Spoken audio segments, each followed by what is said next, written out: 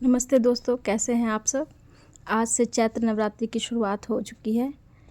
तो आज हम लोग कलश स्थापना तो नहीं करते, पर दुर्गा चालीसा पढ़ते हैं और माँ का ध्यान धरते हैं। तो आज प्रथम दिन माँ शैलपुत्री की पूजा होती है। तो आज मैं इसी बहाने एक उनकी कहानी आपसे बांटना चाहूँगी। इसके नवरात्र के 9 दिन भक्ति और साधना के लिए बहुत पवित्र माने गए हैं। इसमें पहले दिन जब शैलपुत्री की जो पूजा की जाती है, शैलपुत्री हिमालय की पुत्री हैं। हिमालय पर्वतों का राजा है, वो अडिग है, उसे कोई हिला नहीं सकता। जब हम भक्ति का रास्ता चुनते हैं तो हमारे मन में भी भगवान के लिए इसी तरह अडिग विश्वास होना चाहिए, तभी हम अपने लक्ष्य तक पहुंच सकते हैं। यही कारण है कि नवरात्र के पहले दिन शैलपुत्री की पूजा की जाती है। माँ शैलपुत्री की कहानी ये है, उन्हें सती के नाम से भी जाना जाता है। उनकी कहानी इस प्रकार है। एक बार प्रजापति दक्ष ने यज्ञ करवाने का फैसला किया। इसके लिए उन्होंने सभी देवी देवताओं को निमंत्रण भेज दिया, लेकिन भगवान शिव को नहीं।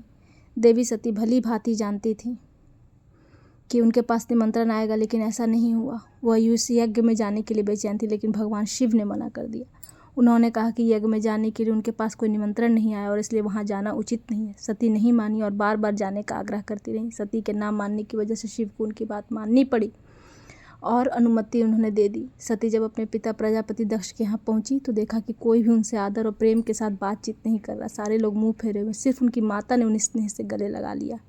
उनकी बाकी बहनें उनका उपहास उड़ा रही थी और सती के पति भगवान शिव को भी तिरस्कृत कर रही थी। स्वयं उनके पिता दक्ष ने भी अपमान करने का मौका न छोड़ा। ऐसा व्यवहार देख सती दुखी हो गई और अपने पति का अपमान उनसे सहन न हुआ और फिर अगले ही पल उन्होंने वो कदम उठाया जिसकी कल्पना स्वयं दक्ष ने भी नहीं की होगी। सती ने उसी यज्ञ की अग्नि में खुद को सुहा कर अपने प्राण त्याग कर दिए। भगवान शिव को जैसे ही इसके बारे में पता चला तो वो दुखी हो गए और दुख और गुस्से की ज्वाला में जलते हुए शिव ने उस यज्ञ को ध्वस्त कर दिया।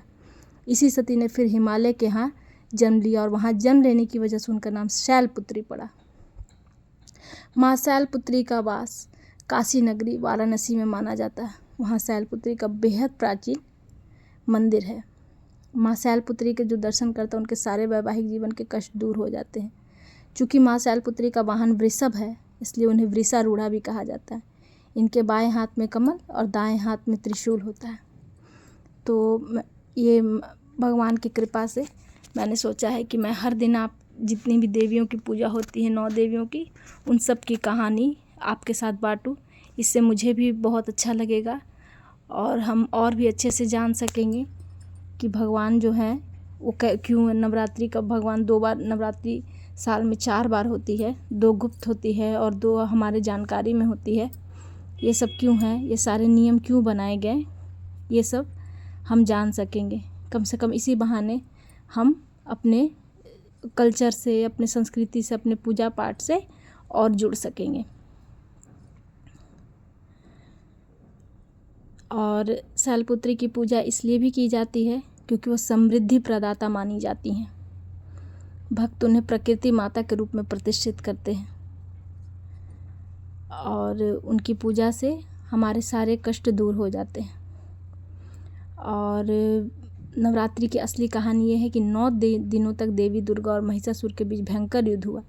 10वें दिन माँ दुर्गा ने दुष्ट राक्षस महिषासुर का वध कर दिया, जिसके उपलक्ष्य में हर साल नवरात्रि मनाई जाती है। तो इसलिए मैं इस माध्यम से, इस ब्लॉग के माध्यम से रोज़ आपके साथ 9 दिन माता की कहानी आपके साथ मैं शेयर करूँगी। और ये पूजा पाठ, ये सब कुछ हमें आध्यात्मिक बनाता है। और एक और बात है, आज भगवान की कृपा से ही कहिए, हमारा एक्सीडेंट हुआ, लेकिन हम दोनों हस्बैंड वाइफ उसमें बस हल्की सी चोट लग कर रह गई। तो ये माँ की ही कृपा थी और बाकी देवताओं ने हमारी रक्षा की और उनकी कृपा हम सब पर इसी तरह से बनी रहे।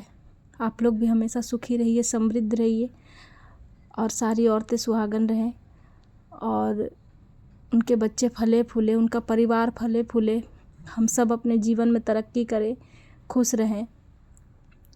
माँ हम सब पर अपनी कृपा बनाए रखें और हर साल हम इसी तरह से, इसी सुंदरता से नवरात्रि की पूजा करते रहें और माँ दुर्गा से शक्ति मांगे कि एक औरत के अंदर उनका अंश होता है तो उन्हीं की तरह ही किसी भी परिस्थिति में खड़ी हो जाती है।